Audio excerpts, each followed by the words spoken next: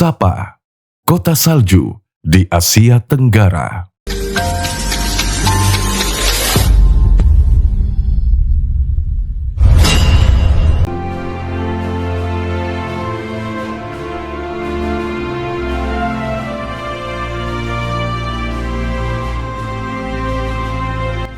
Bentang alam memukau dengan segala keunikan yang tersaji di atasnya. Ini bak syurga kecil yang dianugerahkan Tuhan, hadir sebagai ruang bagi kehidupan beragam etnis dan budaya. Inilah Sapa, sebuah kota kecil di Asia Tenggara yang diselimuti salju, bak negara Eropa.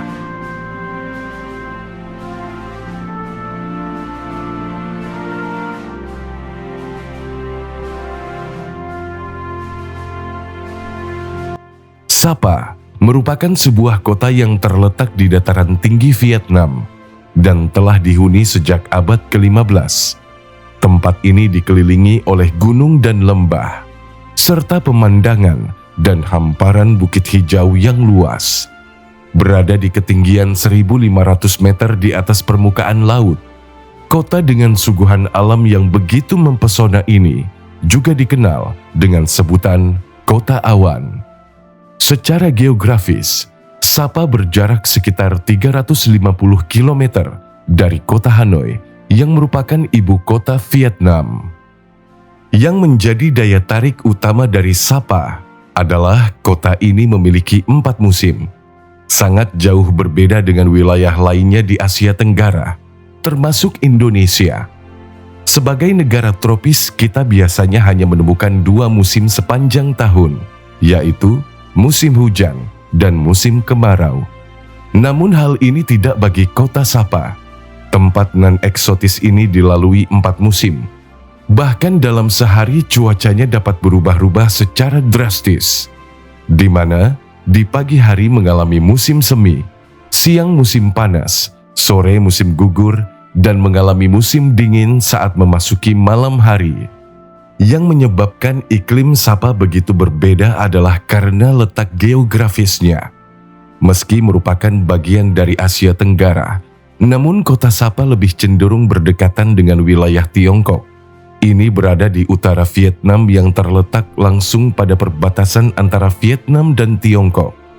Faktor lokasinya yang berada di kaki Gunung Phan Xipang yang memiliki ketinggian 3.143 meter juga menjadi faktor kunci mengapa cuaca Sapa begitu menusuk tulang. Pada musim dingin, tepatnya bulan Desember hingga Januari, Sapa kerap diselimuti salju dan kabut tebal. Guyuran salju menyatu dengan landscape pegunungan yang indah, menyuguhkan potret yang benar-benar berbeda dari tempat lainnya di Asia Tenggara. Saat itu, lapisan salju mendominasi, menutup sebagian besar permukaan tanah. Atap-atap rumah juga terlihat berubah, menjelma menjadi keputihan. Jalanan terputus karena terhalang gumpalan salju tebal, layaknya musim dingin di banyak negara Eropa. Bahkan sawah dan ladang masyarakat tak luput dari tebalnya lapisan salju.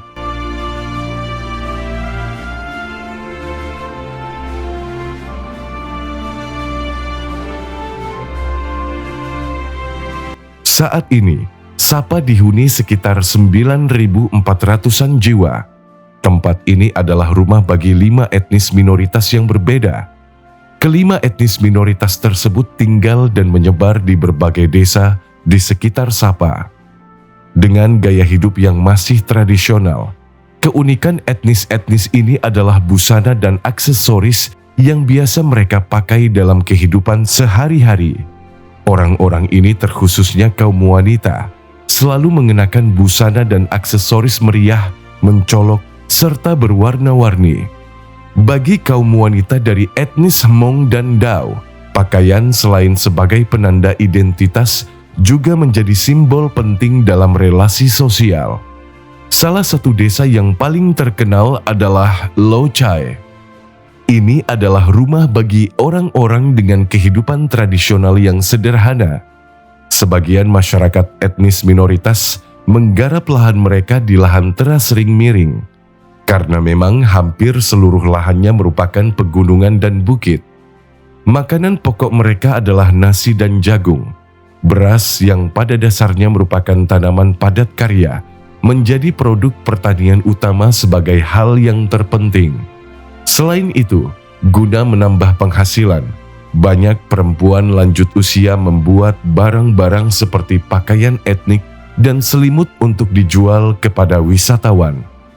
Berkat keindahan dan keunikan yang dimiliki, Sapa sekarang mengalami ledakan pengunjung. Ada ribuan wisatawan yang datang setiap tahun untuk berjalan menelusuri pendakian menuju desa-desa di sekitar Sapa, menikmati alam dengan udara yang menyejukkan jiwa. Singkatnya, Sapa merupakan wilayah di Asia Tenggara dengan suguhan yang begitu berbeda. Keunikan berbalut keindahan adalah pesona utamanya. Yang jelas, siapapun akan terkesima dengan keindahan yang disajikan.